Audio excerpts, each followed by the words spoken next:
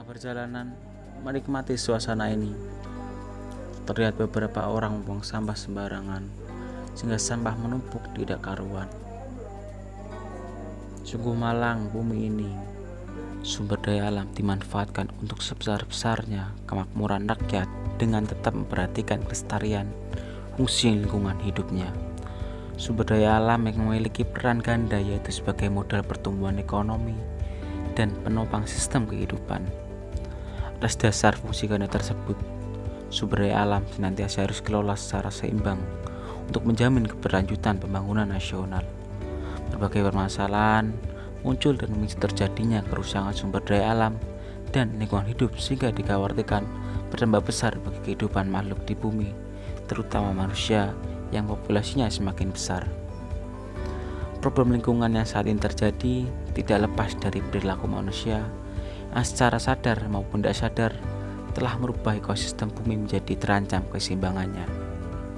Manusia sebagai salah satu bagian dalam sistem kehidupan terlalu berlebihan dalam manipulasi alam demi peningkatan kesejahteraannya tanpa berpikir terhadap dampak negatif pada keberlangsungan kehidupan itu sendiri.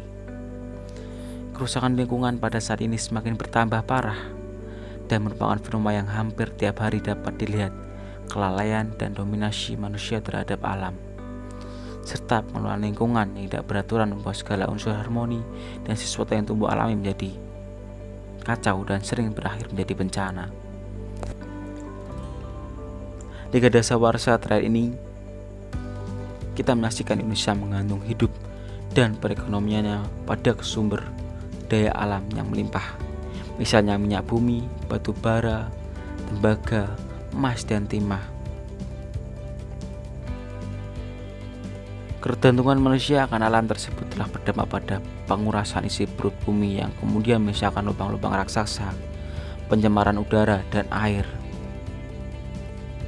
Kerugian akibat kerusakan lingkungan yang diderita manusia terwujud dalam bermacam bentuk: tanah longsor, pencemaran udara, tanah, dan air, banjir, kepunahan spesies flora dan fauna. Jika kerusakan tersebut selanjutnya berpengaruh negatif terhadap pencarian manusia, maka ini memenuhi batasan ekonomi pencemaran.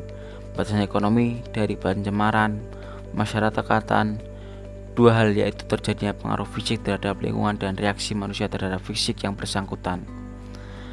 Dalam bahasa ekonomi, telah terjadi kerugian, berkurang kesejahteraan yang tidak berkompensasi karena adanya biaya eksternal yang berkaitan dengan disposal limbah ke media lingkungan yang melahirkan biaya sosial yang harus ditanggungjawabkan. Jaga bumi kita untuk masa depan yang akan datang.